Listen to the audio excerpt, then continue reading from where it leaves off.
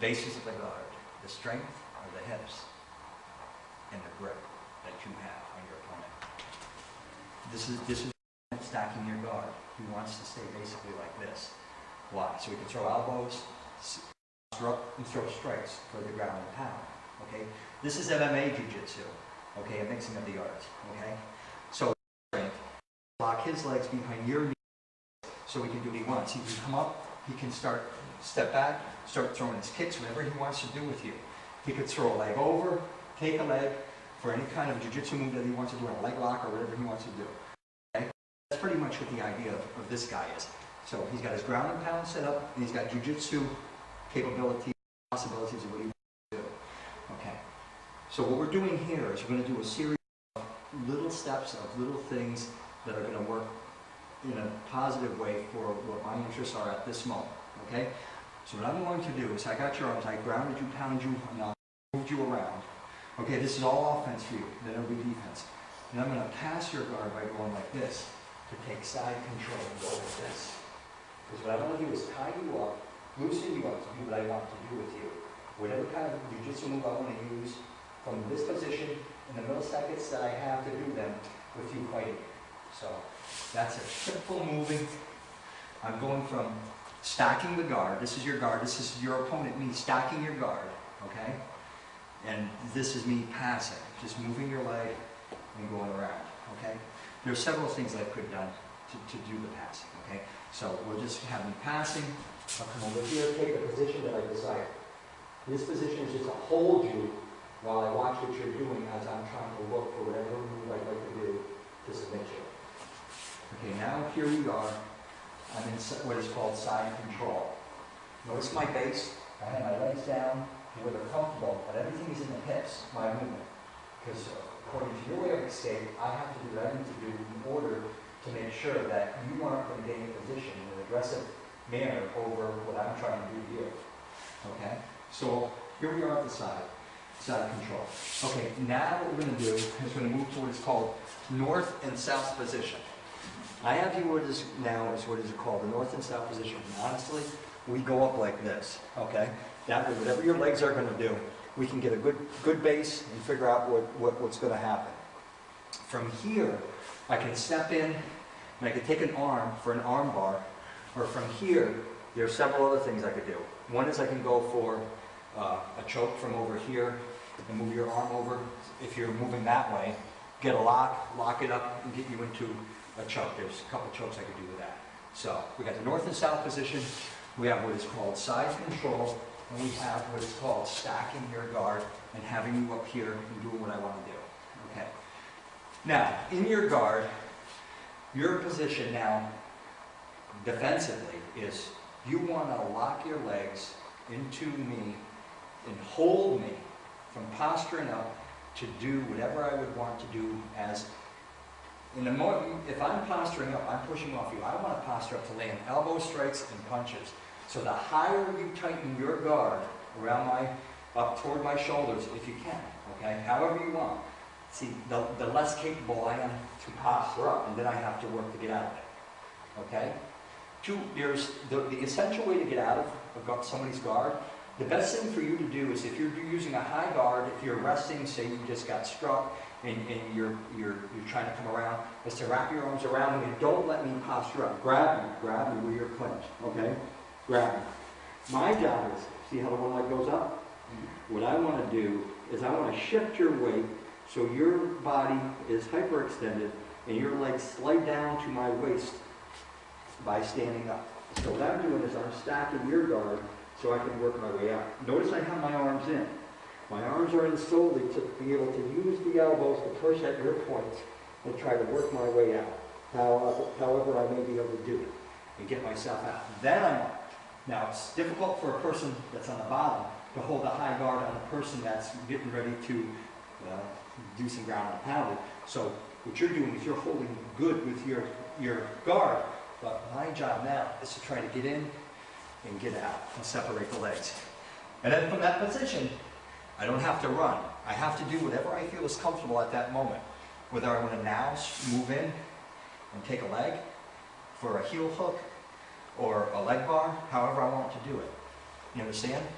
So the whole idea of the guard, I'm getting down into your guard again, what you want to do defensively, you want to have a high, tight guard, and you want to pull me down in so much where I can't get up and do whatever I'd like to do to you in regards to a ground and pound or break away and go for a submission.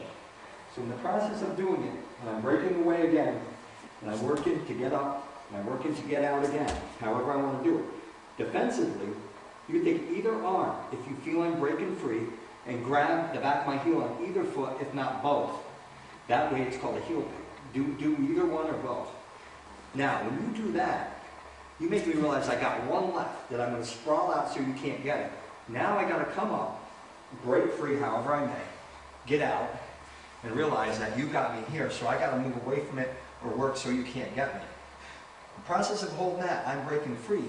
Your next defensive move would be to do what we call up kicks. What you want to do is pulling on the heel, you want to kick out the person, you want to kick out, in so much where you can put him off what he's trying to do so you can gain control and aggression in what is happening. In the process of doing that, my job is to make sure that you're not kicking me and moving however I want and retreating if possible. Okay? So that's pretty much the idea of you in a defensive mode, me and your guard. A lot of part of the two sections that we just talked about. So you keep the high guard if you're recovering. You keep the head pulled down so he can't posture up and hurt you, your opponent. And then as he's starting to break away, you do the things that you can do. You grab a heel pick, you start doing some up kicks, but what you're doing is you're retreating away from him, knocking him back, getting him off position so you can get up and go at him and gain the aggressive position against him. So in the process of us having you stacked up like that, that's pretty much what you could and would do. That's from the guard here, and that's me and stacking your guard in my position. From a side control, what happens here, if I get you in side control, I'm holding you and hooking you, right? So you can't move, so I can figure out how your body's moving, what the next turn is, so I can grab whatever I want. Whether it's going to be a choke, an arm bar, work toward a Kimura, however I would do it. Okay? Now, what you want to do is you want to turn into me. What you always want to do is you want to turn into your opponent, because you always face who you're fighting. So however I'm doing or trying to do what I'm trying to do, your goal is to shift your hips out and turn into me. That way, keep going, keep turning. That way you're working to reverse this position and gain control. You understand? Absolutely. All right, we'll go right back to what you were doing. Again, I got you in side control. I'm giving you a lock position on you. You want to turn into me. However, right. Flip the hips, grab, turn over, and gain position. Now you'd be in my guard, it would be half guard because I lock your leg in order to be able to have some type of control of whatever your posture would be, whatever I might want to do, however I might want to move. You understand? So that's pretty much there. North-south position. You're in your guard, I'm taking you from north and south position. Obviously there's several things that you could do from here. There's only certain things that I can do from here. Okay? In MMA, there's knees to the bodies, nothing to the head when the man's both legs are down.